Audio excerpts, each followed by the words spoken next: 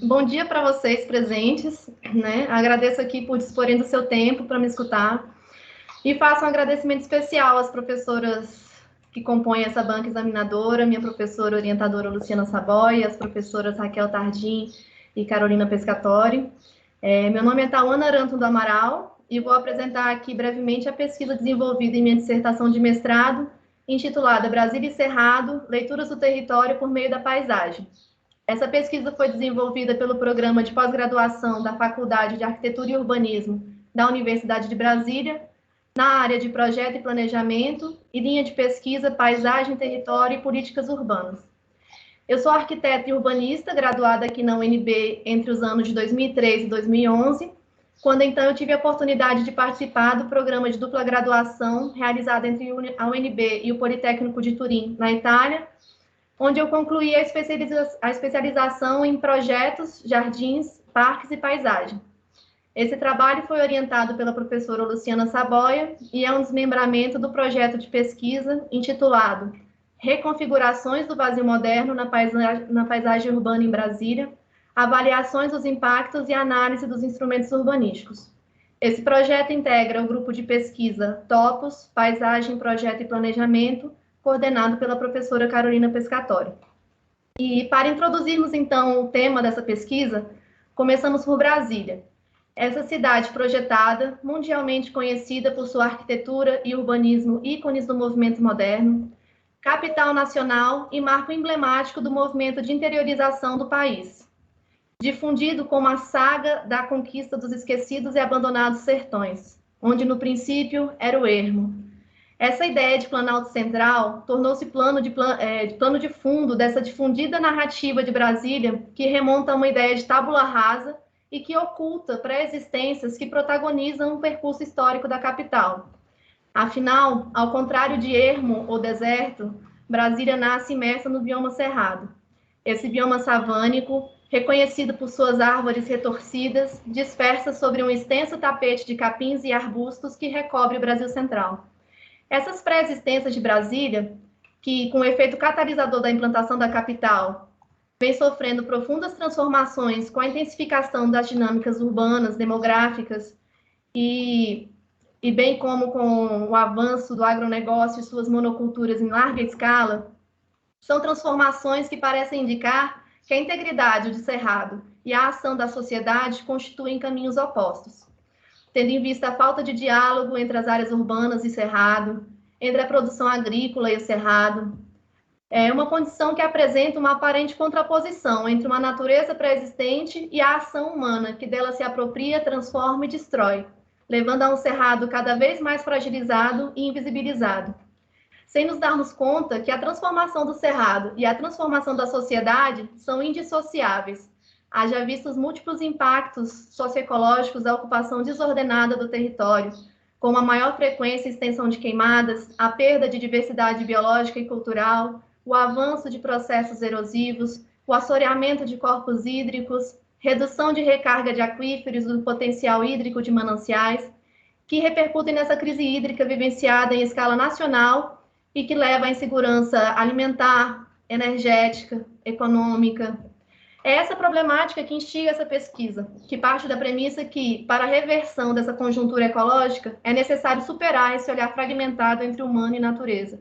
E para isso traça-se como objetivo a construção de novos olhares sobre Brasília integrada ao Cerrado, adotando a paisagem enquanto via de leitura do território, que permita, como sintetizou Georges Bertrand, uma interpretação social da natureza e, talvez, além disso, uma interpretação natural da sociedade. E assim, a partir das leituras propostas, busca-se aprender como, ao longo do tempo, a reorganização e articulação de atributos físicos, bióticos e sociais da paisagem refletem na conformação do território de Brasília, metrópole e região. E, para tanto, Brasília e Cerrado são investigados a partir de base de dados e disciplinas diversas,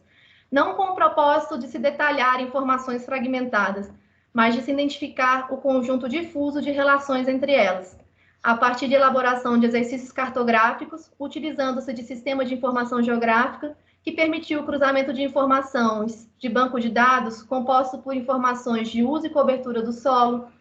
de topografia, de compartimentos de relevo,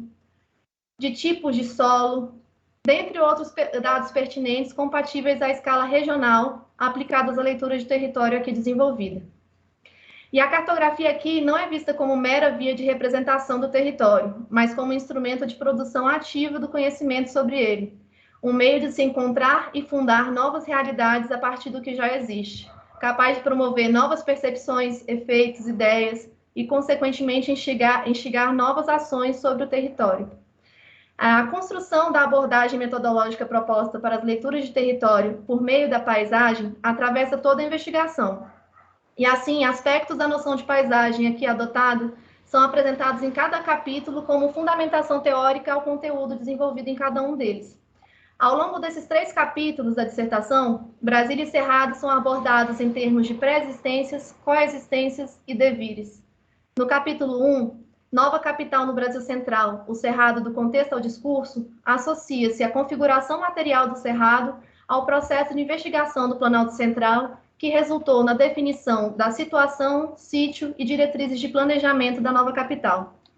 No capítulo 2, do sítio Castanha à Metrópole, Matriz Biofísica e o percurso histórico da capital, busca-se identificar as correlações entre ocupações antrópicas e demais atributos da paisagem, abarcando transformações urbano-regionais, desde a construção dos primeiros núcleos urbanos até a configuração da área metropolitana de Brasília. No capítulo 3, Paisagem e Planejamento, Pensar o Território a partir da paisagem, desenvolve-se leituras da área metropolitana de Brasília em busca da identificação de tendências, vulnerabilidades e potencialidades do processo histórico de transformação desse território. Na primeira parte do primeiro capítulo, apresenta-se a paisagem como matéria e percepção. Nela, eu descrevo uma dimensão material da paisagem, que representa o espaço físico e concreto e os organismos que a constituem, e uma dimensão perceptiva da paisagem, representada pelo espaço abstrato e conceitual, fruto da percepção e interpretação do sujeito. Essas dimensões não são apresentadas como opostas, mas como dimensões que se complementam na conformação da paisagem. Na segunda parte do primeiro capítulo, Conexões Territoriais sobre um Bioma Diverso e Integrador, apresenta-se a complexidade desse bioma, que apesar da aparente homogeneidade de sua matriz savânica, é floristicamente diverso, composto por um complexo mosaico de formações savânicas, campestres e florestais, que englobam diversas fitofisionomias que não ocorrem de forma arbitrária na paisagem, mas que emergem da relação vertical entre essas diversas formas de vida e atributos físicos, como as formas de relevo, os tipos de solo, a disponibilidade hídrica, que dão suporte a processos ecológicos específicos. E essa complexa rede de ecossistemas proporciona fluxos ecológicos que atravessam o cerrado e fazem desse representante central das savanas na América do Sul um bioma integrador de outros biomas do continente. Localizado na porção central do país, o Cerrado abarca integralmente esse conjunto de terras elevadas que alimentou a vertente do movimento mudancista, que defendia que a nova capital do Brasil deveria ser construída no Planalto Central, no ponto de convergência entre as bacias de São Francisco, Paraná e Tocantins-Araguaia, região totalmente imersa na zona nuclear do Cerrado, descrita por Assis Absaber como um mar de chapadões interpenetrados por florestas de galeria. Essas chapadas e chapadões formam um conjunto de terras elevadas, de declividades suaves, que são remanescentes de antigas superfícies de sedimentos de erosão, que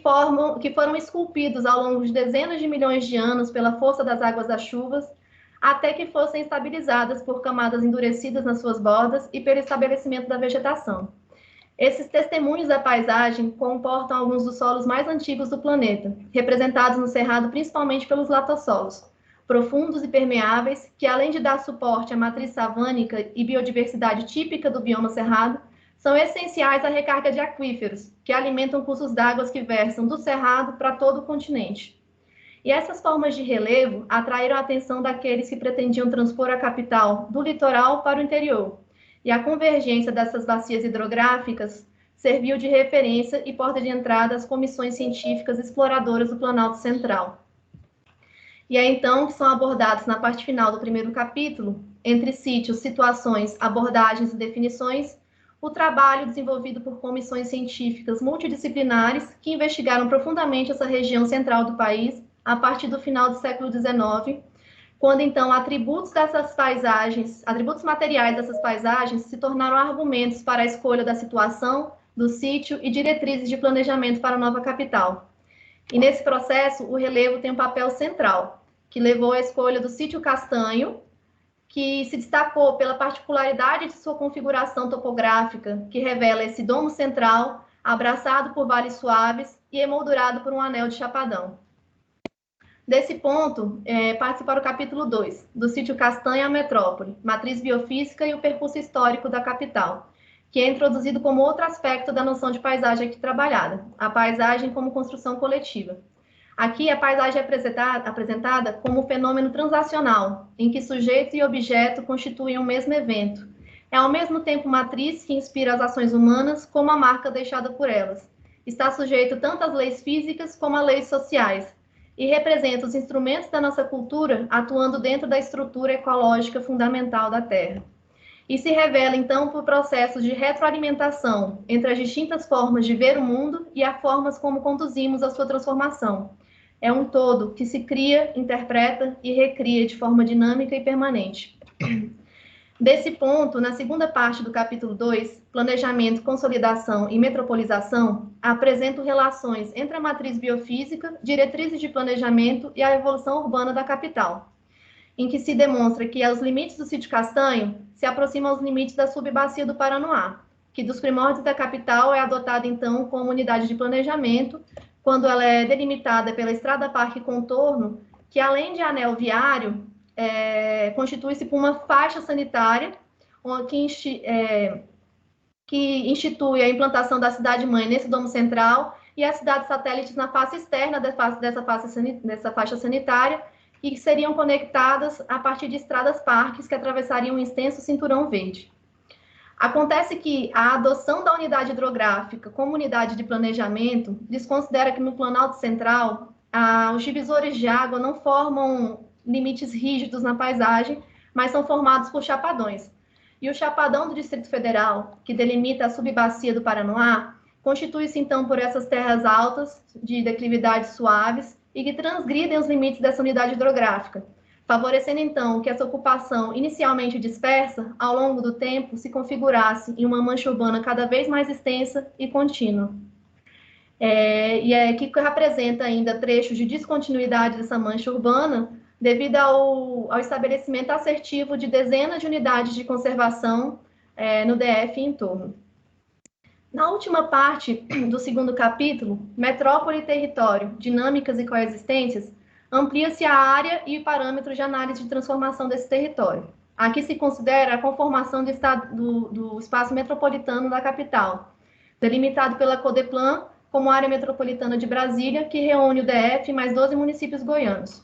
Essa área é adotada como base para análises seguintes, a começar pela sequência histórica das formas de uso e cobertura do solo, na qual é possível observar a acelerada antropização desse território, que conforma manchas cada vez mais extensas e contínuas de áreas urbanas e agrícolas, que se evidenciam, então, como os processos de ascensão mais significativa no período analisado, em detrimento das formações savânicas e campestres, que sofreram supressão mais significativa. E para se aprender como se estruturam esses processos de antropização, associou-se a transformação dos padrões de uso e cobertura do solo à compartimentação de relevo adotada nessa pesquisa. Quando comparado, então, os graus de antropização em cada compartimento, foi possível observar que as zonas elevadas, além de representar o compartimento de maior extensão territorial, concentram a maior parte das áreas agrícolas e urbanas, bem como as maiores perdas de formações savânicas e campestres. E esses resultados vão direcionar, então, as análises desenvolvidas no terceiro e último capítulo, Paisagem e Planejamento, pensar o território a partir da paisagem. Que na primeira parte, a paisagem como linguagem, trabalha-se, então, a abordagem metodológica proposta nessa pesquisa, que concebe a paisagem como meio de leitura do território. Aqui, as aceleradas transformações que foram observadas nos padrões de uso e cobertura do solo da área metropolitana de Brasília é relacionada à problemática global de antropização intensiva da superfície terrestre, considerada um dos maiores propulsores de desequilíbrio ambiental global, e um dos indicadores do fenômeno da grande aceleração, que caracteriza o antropoceno, proposto como delimitação da nova época do tempo geológico, quando o ser humano passa a ser visto como o principal vetor de transformação do sistema terrestre. E essa conjuntura ecológica preocupante repercutiu na expansão do ambientalismo e na difusão do interesse por estudos da paisagem, frequentemente associados à compreensão e reformulação de como o ser humano se relaciona com o meio em que vive. Acontece que, quando concebemos um relacionamento com o meio, já assumimos de pronto uma abordagem dicotômica, que separa o humano dos demais elementos naturais. É uma visão fragmentária de mundo e do próprio ser humano, que é a base da crise cultural que nos levou à conjuntura ecológica atual. E para reverter isso, é preciso superar esse olhar fragmentado. E, de início, é importante diferenciar o termo meio, que designa o conjunto de elementos em torno da sociedade, do termo da paisagem, que é adotado aqui como interface humano-natureza. E a paisagem, assim concebida como síntese dinâmica, onde humanidade e natureza são indissociáveis, é a que é adotada como via de construção de modos de ver e viver o mundo enquanto parte do todo natural. A paisagem, assim apreendida, é adotada como linguagem, como uma via de interpretação da hierarquia e interrelações entre conjuntos de elementos e elementos que a constituem. Se expressa por meio da forma com que aspectos culturais e ecológicos se organizam e assim condicionam a atuação dos seres vivos, e é a base para a construção de narrativas espaciais da dinâmica cultura-terra. Enquanto via de leitura do território, alguns aspectos são fundamentais. Primeiro passo, se considera que a paisagem é um sistema vivo, instável e dinâmico, e se caracteriza por estruturas, processos e mudanças. O ser, o fazer e o devir da paisagem. E como estratégia para organizar e simplificar as formas de estudá-la, a paisagem pode ser classificada por tipos ou unidades. Então, é fundamental que a leitura do território por meio da paisagem se baseie no pensamento sistêmico, onde interessa não o estudo das partes, mas do conjunto de relações entre elas e das propriedades que dele emerge, bem como é necessária a identificação de elementos estruturais da paisagem que constituem o padrão de organização dos seus elementos e que dão suporte aos processos, que são os fluxos que designam o caráter dinâmico da paisagem e proporcionam mudanças constantes ao longo do tempo. Na segunda parte do terceiro capítulo, Interdisciplinariedade e Planejamento, apresenta-se o caráter múltiplo da paisagem aplicado ao planejamento e gestão do território, que envolve o desafio técnico de reunir disciplinas e profissões diversas na construção de um olhar integrador com vistas a planejar a organização das atividades humanas no território de forma a atender às demandas da sociedade associada aos sistemas biofísicos aos quais integramos. Nesse sentido, destaca-se a publicação Design with Nature, do arquiteto da paisagem Ian McHarg, onde ele apresenta uma metodologia que associa sistemas ecológicos e demandas sociais do uso da terra aplicado ao planejamento, onde, a partir da sobreposição de mapas temáticos relacionando estruturas e processos da paisagem, o arquiteto classifica regiões fisiográficas e designa valores sociais e ecológicos da paisagem. E, a partir do mapeamento e relação desses fatores, o autor indica potencialidades e vulnerabilidades do território, a partir das quais propõe áreas intrinsecamente adequadas ou não para determinados usos antrópicos. E essa base metodológica apresentada é então aplicada na terceira parte do último capítulo, Brasília Metropolitana, esboço de uma abordagem integradora, onde se busca identificar características chaves da paisagem que auxiliem na interpretação de tendências de ocupação e transformação desse território. Para tanto, eu vou selecionar estruturas, processos e mudanças compatíveis à escala de análise da área metropolitana de Brasília, em que, entre os processos, selecionaram-se aqueles mais significativos ao longo do período analisado, que é a supressão de vegetação nativa, expansão de áreas urbanas e expansão de cultivos agrícolas. Como estrutura, adota-se as zonas elevadas, como do compartimentação de relevo, e as redes hidrográficas e de rodovias federais. E como mudanças, a série histórica de transformações desses processos ao longo de 1985 e 2019. De início dessa leitura, foi necessário caracterizar essa trama de zonas elevadas. Afinal, há um grau de generalização na compartimentação de relevo. Então, essa trama de zonas elevadas foi sobreposta a mapas de altitudes, onde foi possível identificar onde existe maior continuidade espacial e onde há mudanças mais bruscas de altitude nessas zonas elevadas. O mesmo foi feito com o mapa de declividades, em que foi possível perceber que as zonas elevadas mais amplas e contínuas são aquelas mais planas e suave onduladas, que favorecem certos usos antrópicos. E também foi sobrepostas ao mapa de tipos de solo, com destaque, então, de que essas zonas mais amplas e contínuas das zonas elevadas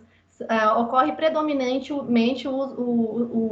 a classe de solo latossolos, que se caracteriza, então, por essa superfície de declividade plana, suave ondulada, típicas de chapadas e chapadões.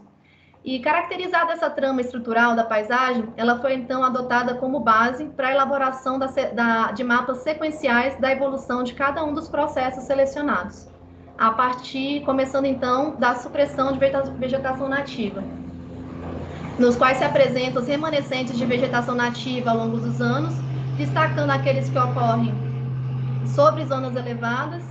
daqueles que ocorrem nos demais compartimentos.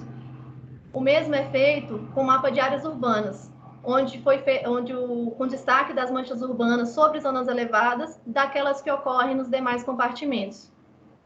Igualmente, com o mapa de áreas agrícolas, onde também foi possível identificar que a influência da configuração dessa trama estrutural, ela conforma vetores de transformação desses processos. E foi possível observar também que há uma maior concentração desses processos nas zonas elevadas, mais amplas e contínuas, onde predominam declividades planas a suave onduladas e com ocorrência de latossolos. Diante dessa conclusão, optou-se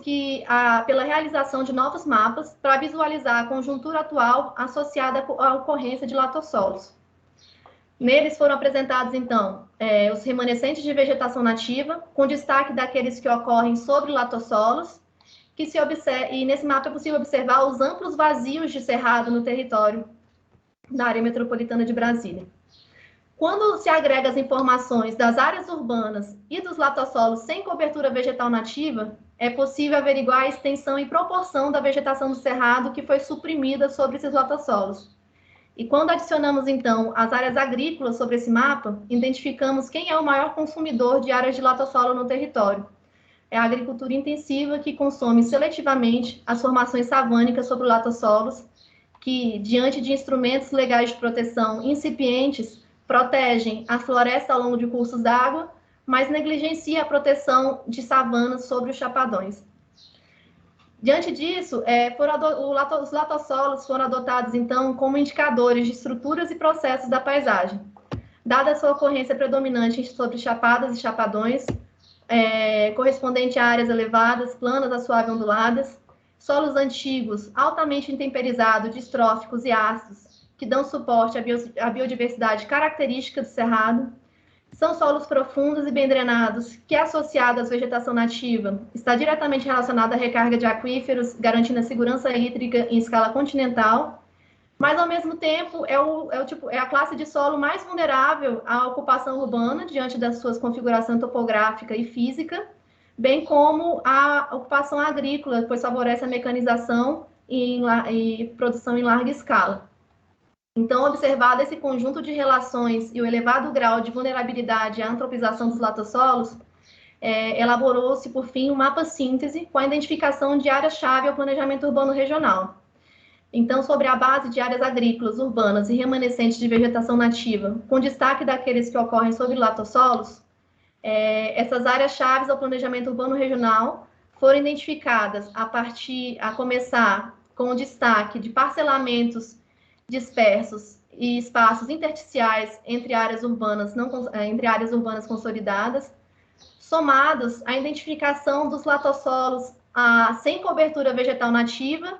e que ainda não são ocupados por áreas urbanas ou agrícolas, e que indicam, então, a maior propensão à expansão de áreas urbanas e agrícolas nessas regiões. Então, por indicarem potenciais vetores de usos antrópicos, são áreas estratégicas ao planejamento urbano regional, que apontam onde é possível nos anteciparmos e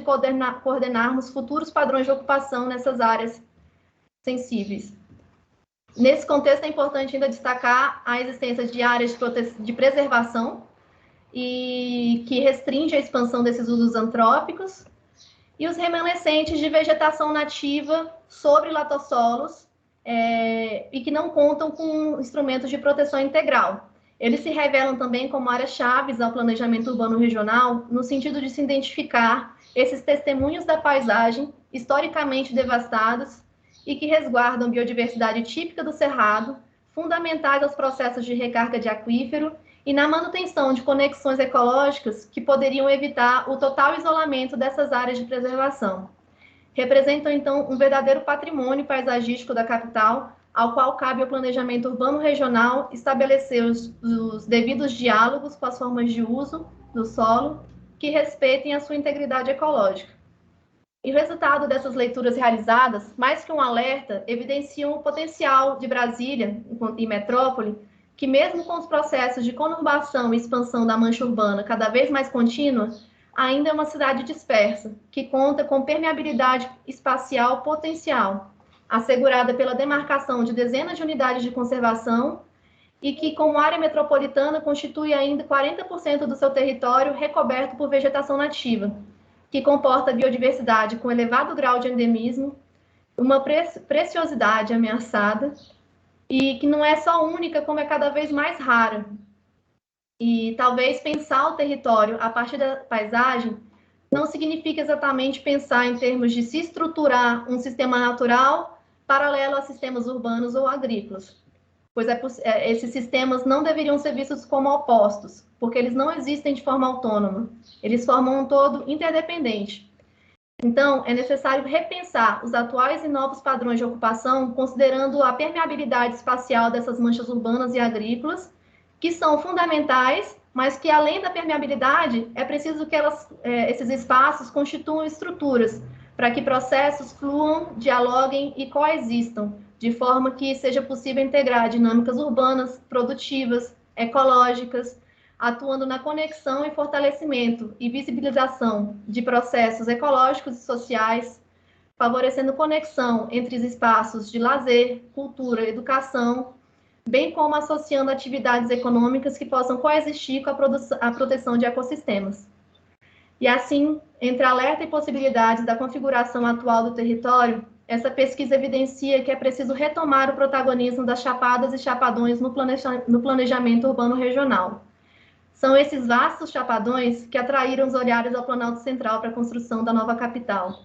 São eles também que delimitam a subbacia do Paranoá, que foi adotada como referência para a criação do cerco de proteção ao Plano Piloto de Brasília. E é sobre esses chapadões que a antropização intensiva atravessa territórios em constante e acelerada expansão. Com as leituras de território por meio da paisagem, planta-se então uma semente, para que a construção de novos olhares de Brasília e Cerrado seja possível, e que permita conceber espaços que possam integrar dinâmicas urbanas e produtivas às dinâmicas ecológicas do território, para que o território de Brasília, que um dia simbolizou essas terras altas, centrais, de onde versam as águas e se conectam territórios, não passe a representar o território fragmentado, talhado por barreiras antrópicas, e que esgota sua biodiversidade e potencial hidrológico. Então, essa pesquisa revela esse momento decisivo no qual Brasília se encontra, no qual é possível dar novos rumos à transformação do seu território, e a partir da construção de um olhar que integre Brasília e Cerrado, possamos contribuir na concepção de novos padrões de ocupação sobre chapadas e chapadões que atuem como pontes e não como barreiras às dinâmicas ecológicas que atravessam esse território. E é isso, deixo aqui, então, minha reflexão e a contribuição para futuras pesquisas. E gostaria de prestar a minha homenagem ao grande professor e amigo Antônio Felipe Couto Júnior, que foi coordenador do programa de pós-graduação de Ciências Ambientais, que nos deixou, então, precocemente e partiu antes da conclusão dessa pesquisa, que certamente não seria a mesma se não fosse a passagem dele na minha vida. Eu agradeço por todas as aulas, as conversas, pelo seu entusiasmo, pela generosidade de compartilhar e promover o conhecimento. Muito obrigada. É isso.